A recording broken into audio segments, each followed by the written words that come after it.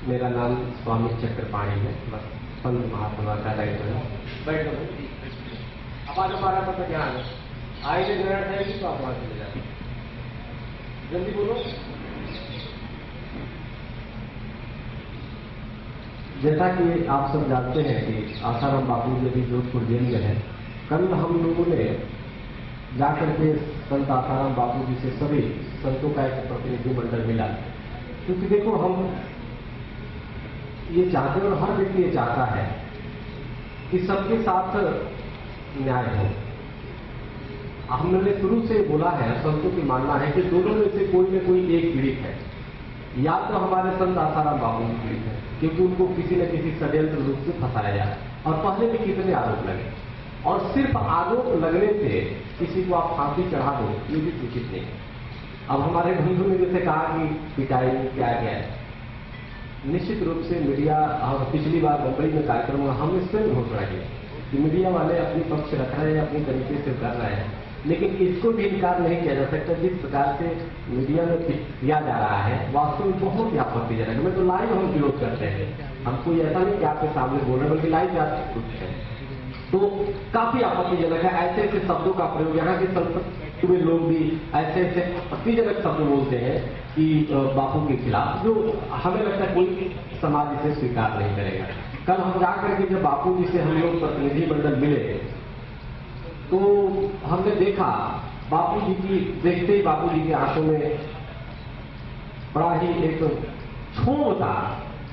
और लेकिन हमने उनसे कहा कि बापू जी हम दो चीजें आपसे पूछने आए हैं, कहने संदेश लेकर के आए हैं। एक तो जितने आपके शिष्य है, भक्त है, उनका संदेश लेके आए हैं कि आप कब तक बाहर आएंगे, सबसे पहले कब तक बाहर आएंगे।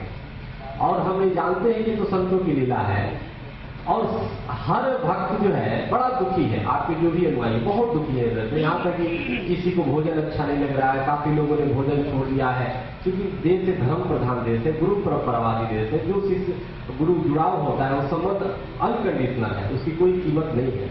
तो बहुत शिष्य हैं जो भूखे बेचारे रहते हैं। तो हमारे फेसबुक पे काफी लोगों ने कहा गुरु जी हम भोजन नहीं करते, ये नहीं करते, तो आप उनके लिए आप देखो कब तक बाहर आओगे, बहुत लगेगा। दूसरी बात है, हमने संतों की तरफ से हमने कहा कि हम एक धन्यवाद देते हैं। तो बोले किस चीज का? हमने कि किस चीज का? कि जो समाज पूरी नास्तिक हो गया था, आज हर टीवी चैनल भगवान के नाम ले। बोले कैसे? हमने कहा हर टीवी चैनल राम राम राम राम आशा राम हर व्यक्ति करता है।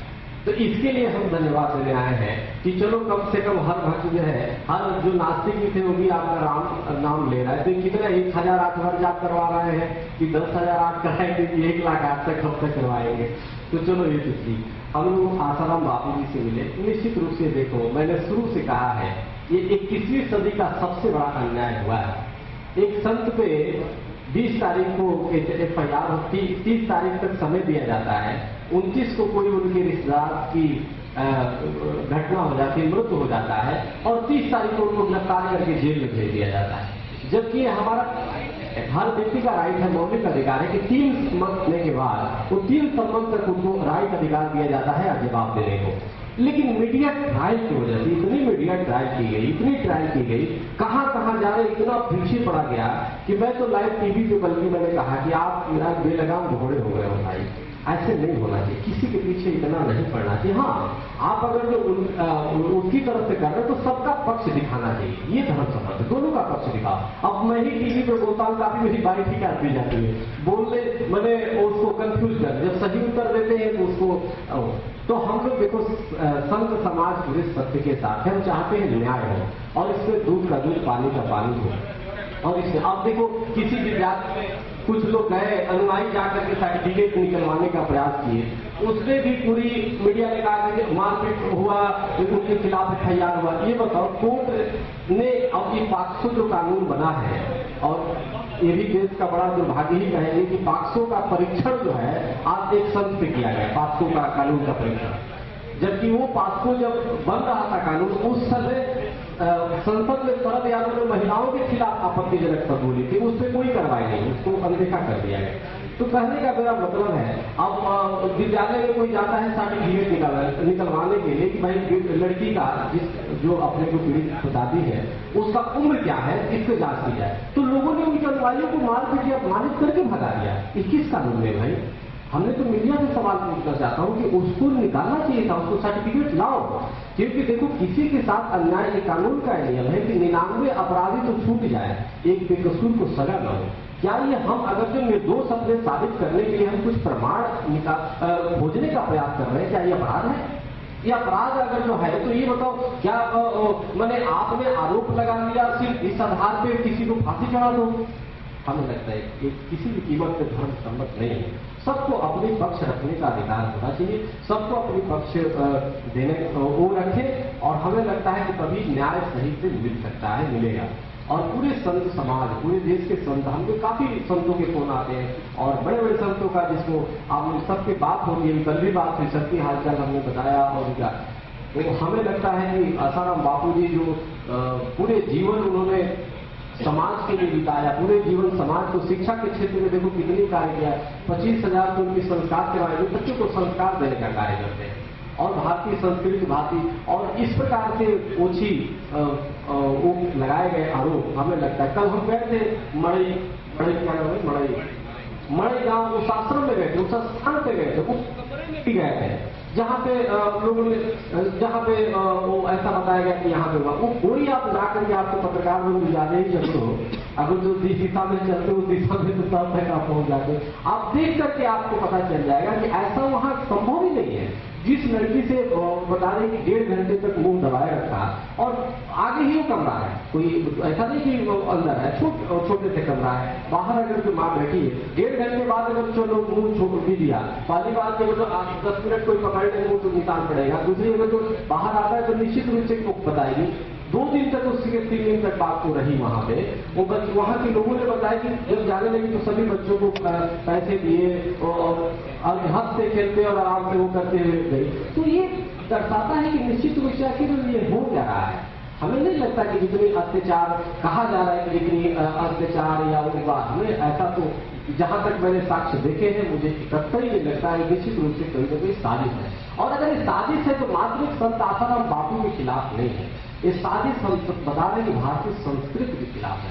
ये साजिश एक ऐसे व्यक्ति के खिलाफ है जिन्होंने संस्कृति और धर्म के लिए और मानवता के लिए काफी कुछ किया है, किसी एक समुदाय के लिए नहीं किया है। आप देखो, हमने बहुतों को देखा है, आप इनके आश्रमों में जाओ, ये तो मान लो ये ठीक है कि आधुनिक तरीके से ये जो हमारे आसाराम बापू के शिष्य हैं नहीं हो सकते। ये ठीक है कि उतने वो पूरा फाती नहीं, उतने वो जो आजकल स्मार्ट होते हैं उस तरह के बेचारे सीधे साधे लोग हैं।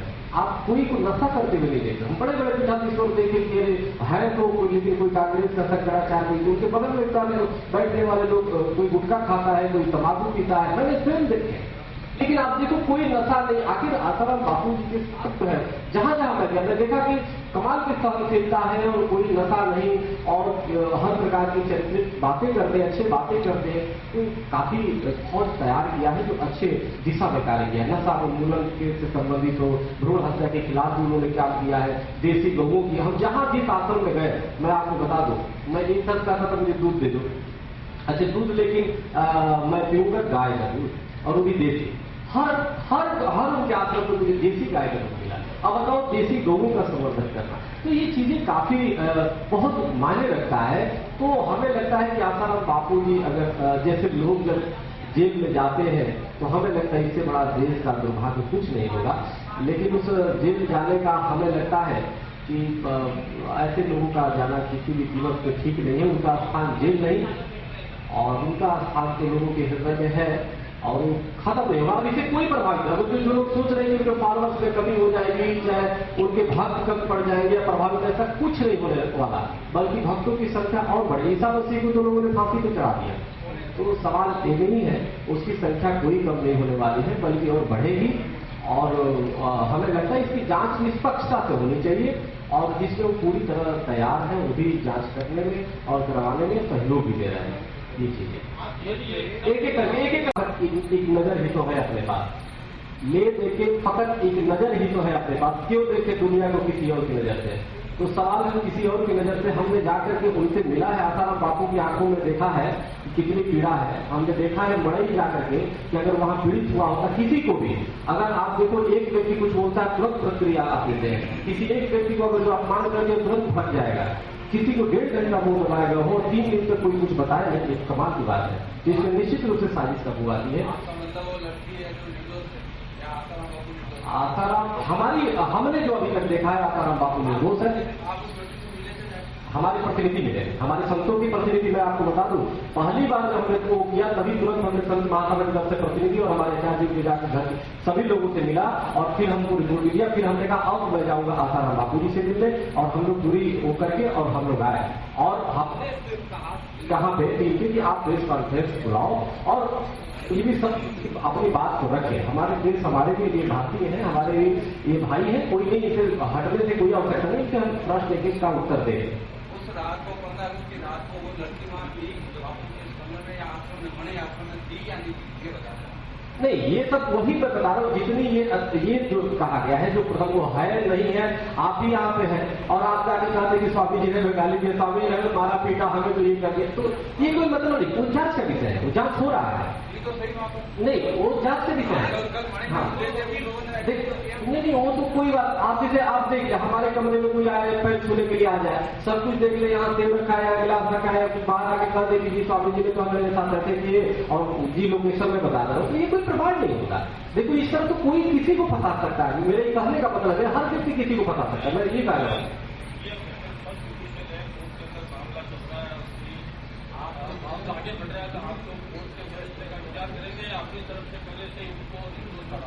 नहीं, निर्दोष साबित करने के लिए तो कानून हमें देता है इसको कि आप निर्दोष साबित करने के लिए पूरा प्रयास करिए। तो उस प्रयास में हम ये कह रहे हैं कि मीडिया अवरोध न बने। मीडिया अवरोध कैसे न बने? जैसे विद्यालय में देखिए लोग, हमारे बापू के लोग जा रहे हैं वो सर्टिफिकेट निकलवाने के लिए, बस देखिए भाई क्या उम्र, और देखिए एक राशन कार्ड में जी अगर आप सूचना के अधिकार के तहत वगैरह मांगते, बिल्कुल बिल्कुल आपने ठीक बताया, तरीका अपनाएंगे तो सब चीजें बिल्कुल आप देखिए, वहाँ की प्रिंसिपल को धमका क्या नहीं, आप ये बताओ कोई प्रिंसिपल कहता है धमकाएगा? आप देखो एक टीवी चैनल पे मैंने देखा, बिल्कुल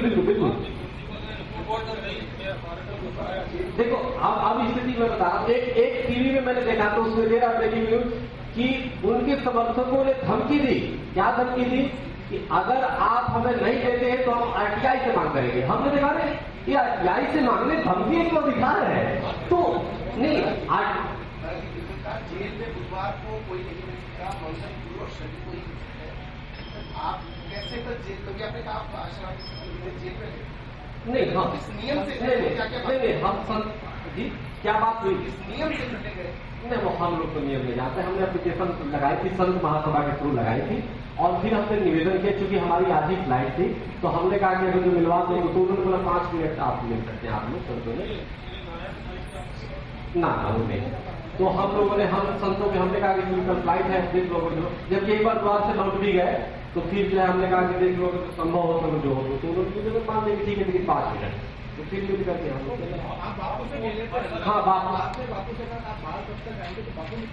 बापू से जब मैंने पूछा कि आप बाहर कब आएंगे, क्योंकि भक्त सब समझ रहे हैं कि ये एक जो है आपकी लीला है, तो बापू ने हमें उत्तर दिया अपनी आंखों से, और जो उत्तर अभी हम नहीं बता सकते आपको, और उन्होंने दिया है कि कब हम आएंगे, उन्होंने हमें बताया। बापू एक बार झूठ बोले थे कि मैं बच्ची को नहीं जानता, उसके बाद उन्होंने कहा मैं जानता हूँ। देखो ऐसा है, मीडिया किसी को इतनी कंफ्यूज कर देती है कि अच्छे लोग जो है क्या से क्या बोल जाते हैं। ऐसा नहीं, आप नहीं झूठ पे वो झूठ तो बोलता, मैं उसको नहीं जानता, फिर मिला नहीं था, बड़े आश्रम नहीं था, 15 अगस्त को नहीं था, जोधपुर में नहीं था, ये सारे देखो हम ये नहीं जानते। देखो ऐसा है, देखिए ऐसा है, ये इस विषय को हम नहीं जानते। हमारा जो विषय है वो चूंकि एक संत है और वो अच्छे कार्य कर रहे हैं, तो हम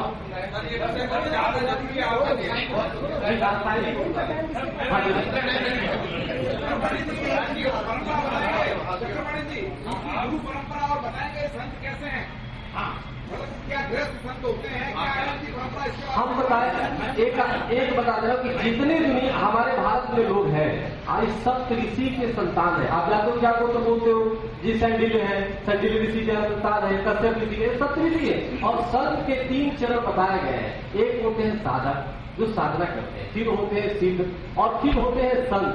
तो ये निश्चित रूप से अब मैं की भरोसा रखी थी अंतर्राष्ट्रीय अध्यक्ष की आज्ञा लेते हुए गुरु प्रणाली का वर्णन 2 मिनट में करता हूँ।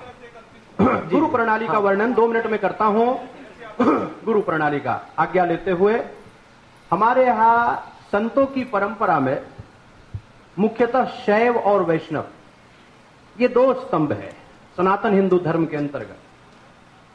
शैव परंपरा के आधार स्तंभ देवाधिदेव महादेव भुवन विश्वनाथ भगवान शिवजी होते हैं। वैष्णव परंपरा के आधार स्तंभ अनंत कोटि ब्रह्मांड नायक श्री हरि विष्णु लक्ष्मीपति होते हैं।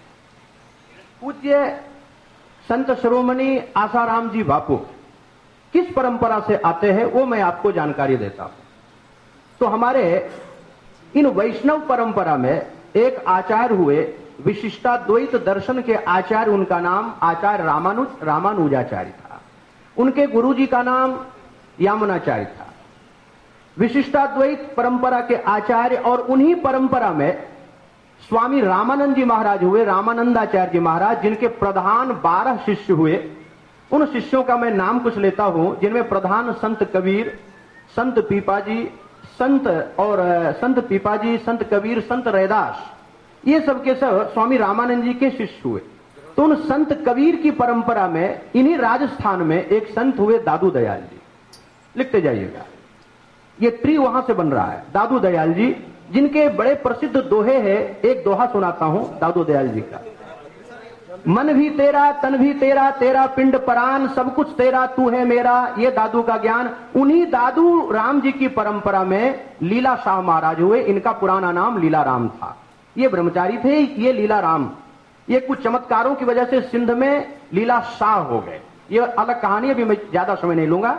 उन्हीं लीला शाह जी महाराज के शिष्य आसाराम जी महाराज, ये वैष्णव परंपरा रामानुजी परंपरा के संत है।